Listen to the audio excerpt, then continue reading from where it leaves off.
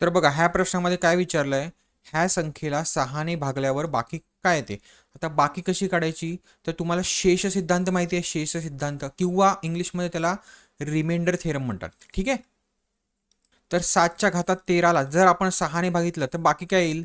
तर नेहमी लक्षात ठेवा, पहिल्यांदा तर ह्याच्यात तुम्ही विचार करू नका घातामध्ये काय आहे. 7ला जेव्हा तुम्ही 6ने भागतात तेव्हा बाकी काय उरते, तर एक बाकी होते. 6 1 6 आणि उरलेला एक ही बाकी उरते. ठीक आहे. आणि त्याच्या पुढे काय होतं, त्याच्या पुढे पण एक होता. आता एकाला जर 6ने तुम्ही भागणार तर तुम्हाला परत काय भेटणार आहे बाकी, तर एकच भेटणार आहे. ठीक आहे. आता ह्या कंडिशनमध्ये बघा, इथे तुम्हाला एक बाकी भेटलाय, ती तशीच्या तशी लिहायची आणि त्याच्या घातात किती आहे तर 13. ठीक आहे. अधिक एक तुमचा ही. ठीक आहे. म्हणजे एकाच्या किती पण घातामध्ये असून दे, काय असते उत्तर नेहमी तर एक असते आणि अधिक एक म्हणजे तुम्हाला बाकी किती भेटेल, तर 2 ही बाकी भेटेल. समजलं. तर आता मी तुम्हाला दुसरं एक उदाहरण सांगतो. तर बघा, तुम्हाला जर समजा असं दिलं असेल 16च्या घातात 70 आहेत. ठीक आहे. आणि ह्याला तुम्हाला 7ने भागायला सांगितलं. ठीक आहे. एक 7 आपण उदाहरण घेऊया. ठीक आहे. तर बघा, पहिल्यांदा काय करायचं, ही टर्म तुम्ही विसरून जायचं, घातामध्ये किती आहे ते विसरून जायचं. ठीक आहे.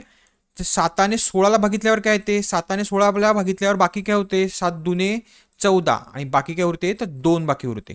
म्हणजेच काय होणार, तर 2च्या 70 हे घातामध्ये लिहायचे पुढे छेद 7. आता नेहमी लक्षात ठेवा, आपण काय करायचं, वरची अशी संख्या आणायची की बाकी ही एक उरली पाहिजे. ठीक आहे.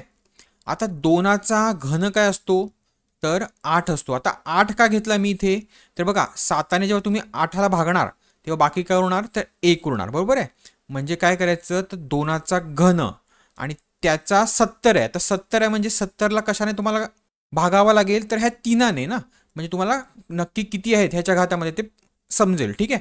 आता 3 दुने 6 1 आणि 10 3 त्रिक 9 आणि बाकी किती उरली, तर एक ही बाकी उरली आणि भाग कितीचा लागला आहे, तर 23चा भाग लागला. याचा अर्थ काय, तर 3 गुणिले 23 म्हणजे 23 त्रिक 69. ठीक आहे.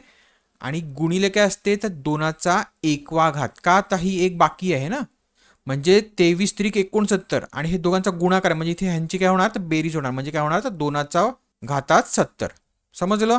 आता ही संख्या काय होणार, तर 8 होणार आणि 8चा 23वा घात आणि ही काय होणार, तर 2चा 1वा घात. ठीक आहे. आता मी मगाशी सांगितल्याप्रमाणे 8ला जर 7ने तुम्ही भागितलं तर काय बाकी उरते, तर एक ही बाकी उरते आणि त्याचा 23वा घात गुणिले काय करायचं, तर 2ला 7ने तुम्ही भागितलं तर काय बाकी उरणार आहे, तर 2 ही बाकी उरणार आहे. म्हणजे 2 जसाच्या तसा तुम्ही लिहा.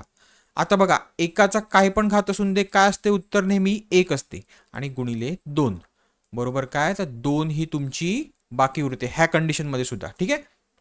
तर समजलं तुम्हाला कसं करायचं आहे. चला, अशा नवीन नवीन ट्रिक माहिती करून घेण्यासाठी आपल्या चॅनलला फॉलो करा, शेअर आणि लाईक आणि सबस्क्राईब करायला विसरू नका. थँक्यू.